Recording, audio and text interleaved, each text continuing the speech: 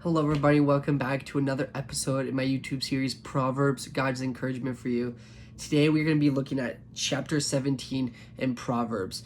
We have officially got just a little over 10 more chapters in the Proverbs. So for those who have followed along with me, thank you so much for following on. I hope this has been an encouragement for you guys. I know this has been a real big encouragement for me. And if it has been, definitely like, comment, subscribe to this.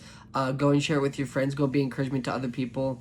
And for those who are maybe just watching, make sure you guys go check out the other episodes. If you're looking for a good devotional starter, this would be a great way to open up your month, starting with Proverbs. So feel free to use these videos as a devotional or a way to help you read through Proverbs. So without further ado, let's get started.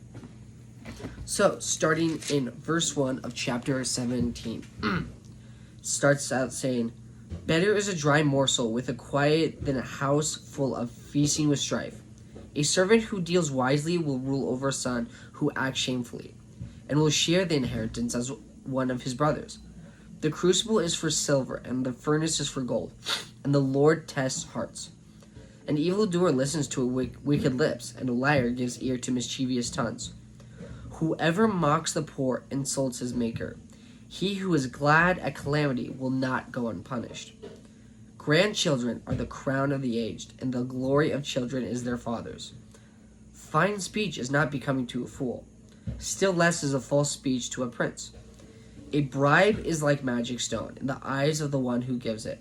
Wherever he turns, he prospers. Whoever covers an offense seeks love, but he who repeats a matter separates close friends." Now, I want to stop real quick. I want to start with this verse real quick. I really like this verse because, in a way, it's talking about how we should not hold grudges against other people. Yes, people will do stuff to us that we don't like, and it can be really hard, but look what happened to Jesus. He was beaten, he was mocked, he was accused, he was literally killed on a cross, and yet he did not seek vengeance against his accusers. And that's one thing I find us as a challenge is seek out love just like Christ did. Be a Christ-honoring person and be a light to those people just like Christ did, even though it could lead to people disliking you, and that's okay. But I just really like how it starts off here saying, whoever covers an offense seeks love, saying when you forgive somebody, it's like you're covering their offense, but you are not seeking vengeance. You are wanting to seek love towards this person. Be like, you know what? It's okay. I forgive you because God forgives you too. So make sure, be that kind of person who doesn't seek vengeance, but seeks to love people and cover offenses. Verse 11. Verse 10. A rebuke goes deeper into a man of understanding than 100 blows into a fool. An evil man seeks only rebellion, and a cruel messenger will be sent against him. Let a man meet a she-bear robbed of her cubs, rather than a fool in his folly. That's harsh to say. That's a big step, saying like it's better for you to get mauled by a bear than for you to fall into the trap of someone who's foolish. Like, that is like very harsh, but that just tells you like how dangerous it is to fall into foolishness like that. It's better to get mauled by a bear. Like, that's crazy to think about. If anyone returns evil for good, evil will not depart from his house. Now, I really like this because it kind of tells us about, once again, not seeking vengeance against another person. But when you seek vengeance against another person, you will have that on you. That'll be with you for the rest of your life. That's like, for example, if someone goes and say someone owes you money and they're still working to get it back, and you just get so frustrated that you go and just kill them because you're seeking vengeance because they didn't pay you back. You're going to have that with you for the rest of your life. But the same goes with something even a lot less. I know that was very harsh, but like, even like, say someone accidentally says something mean to you, and then you go back and you say something either really a lot worse or you do something way worse. It's the same scenario. It's like, that's going to haunt you for the rest of your life. So don't fall into that. It's better to just ignore it and leave it alone than to go towards that selfish desire of wanting to harm somebody just for your own good because they harmed you. But once again, look at what happened to Jesus.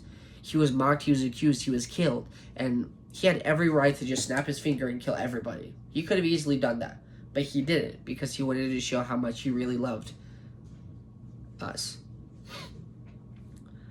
Verse 14. The beginning of strife is like letting out water.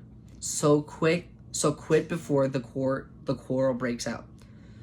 He who justifies the wicked and he who condemns the righteous are both alike an abomination to the Lord. Now, this is a pretty also a harsh one, but it's saying like if you are doing stuff that is considered wicked, like justifies things, like, oh, this is okay for like you stealing like a piece of gum. You're like, oh, it's fine. I was like, I didn't have the money, so I was like, it's just a piece of gum. Doesn't matter how small it is, it's still sin and it's still disobeying God and is abomination. But the same way, if you condemn the righteous, someone who's doing the right of the Lord, and you're condemning them, is like, you're a horrible person. Stop forcing your religion on us. Well, one, they're not trying to force it, or they're just telling you the truth. You can believe whatever you want. But if you're condemning someone who's righteous, it's the same as if you were to justify doing something wicked, because it is. It's abomination. God calls it an abomination to the Lord. Like, that's how serious this situation is. It's like, don't fall for that. Verse 16. Why should a fool have money in his hand to buy wisdom when he has no sense?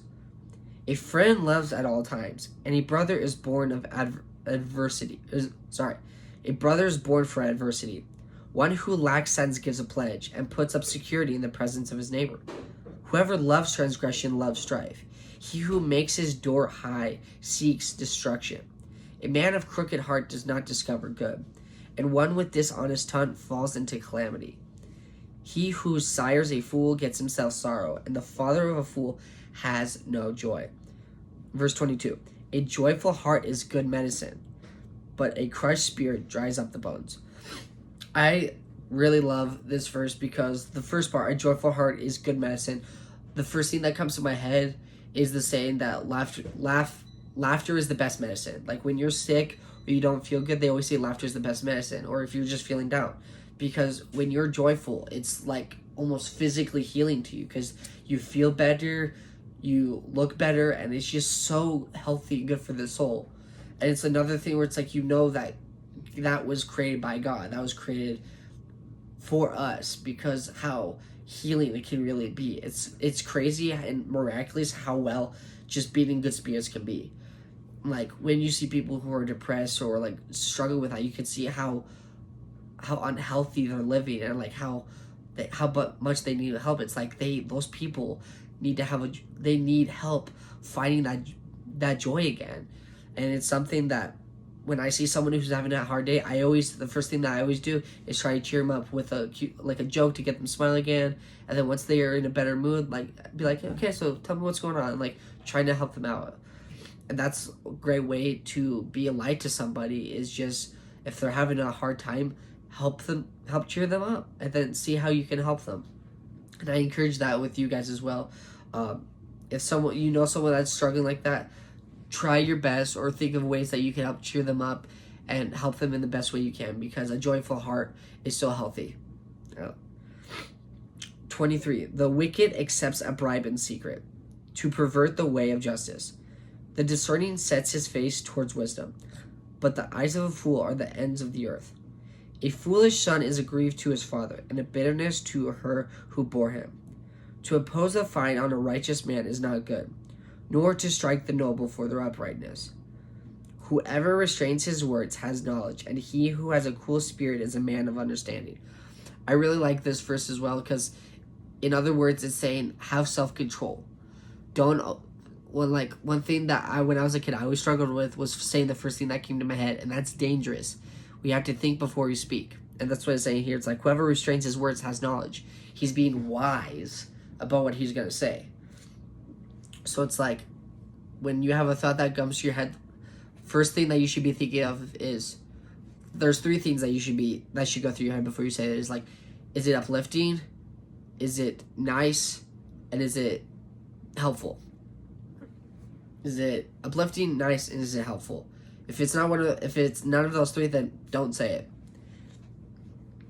And it's just one thing that's really we can all fall into that trap all the time. It's something that we can always fall into, and it's something that I sometimes still struggle with. Everybody struggles with it. But when we're in those situations, like if there's something you accidentally say, immediately apologize. Be like, I apologize for saying that.